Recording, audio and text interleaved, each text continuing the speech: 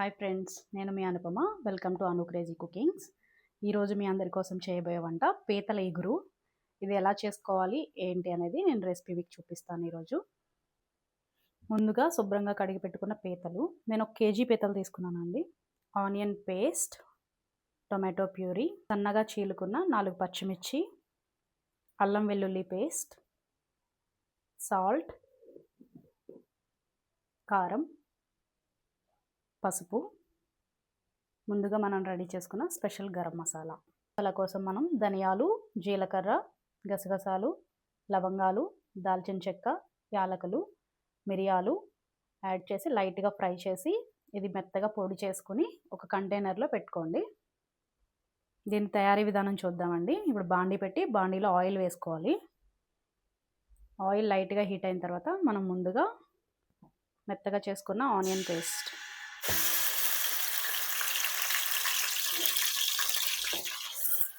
Onion పేస్ట్ని దోరగా వేగేంత వరకు, మనకి గోల్డెన్ కలర్ వచ్చేంత వరకు ఫ్రై చేసుకోవాలి. దీంట్లో సన్నగా తరుక్కున్న 4 పచ్చి ఆనియన్ ఫ్రై అయ్యాక అల్లం వెల్లుల్లి పేస్ట్ వేసుకోండి 2 స్పూన్స్. ఈ అల్లం పచ్చివాసన పోయేంత వరకు ఫ్రై చేసుకోవాలి. అల్లం పచ్చివాసన పోయాక దీంట్లో 1 కప్పు టమాటా ప్యూరీ యాడ్ చేసుకోండి.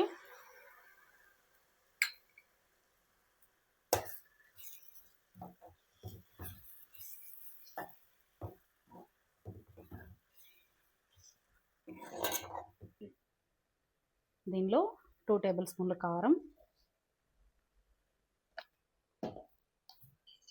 1 టేబుల్ స్పూన్ సాల్ట్, 1/2 స్పూన్ పసుపు, మనం ముందుగా రెడీ చేసిన గరం మసాలా,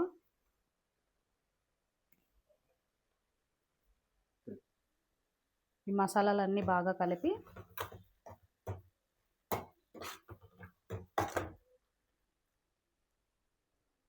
దీనిపైన నూనె తేలేంత వరకు మూత పెట్టి మగ్గించండి. చూసారు కదా, ఈ విధంగా నూనె పైకి తేలిన తర్వాత మనం శుభ్రం చేసుకున్న పీతలు ఉన్నాయి కదండి, ఈ పీతల్ని ఇందులో యాడ్ చేసుకుందాం.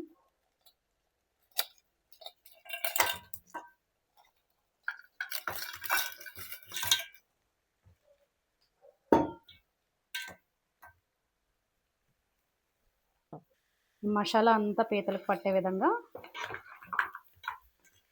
మొత్తం కలుపుకొని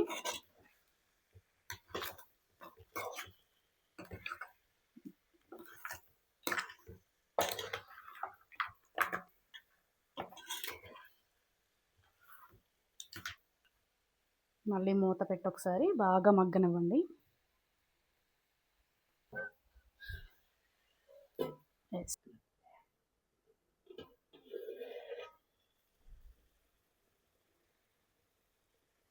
కదండి, మన పీతలది ఎంత నూనె అంతా పైకి తేరింది, బాగా మగ్గాయి.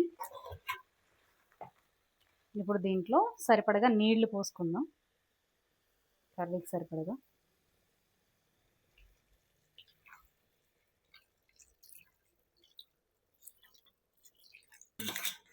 ఇలా సరిపడగా నీళ్లు పోసుకొని మూత పెట్టేసి దగ్గరగా ఎగురు అయ్యేంత వరకు మగ్గించాలి. ఇలా పులుసు మరుగుతున్నప్పుడు ఒకసారి టేస్ట్ చూసుకోండి, సాల్ట్ మీకు సరిపడగా ఉందో లేదో చూసుకుని వేసుకోండి. ఒక రెబ్బ కరివేపాకు యాడ్ చేసుకుందాం, కొద్దిగా కొత్తిమీర యాడ్ చేసేసి మూత పెట్టేసి ఒక 10 నిమిషాలు మగ్గనివ్వండి.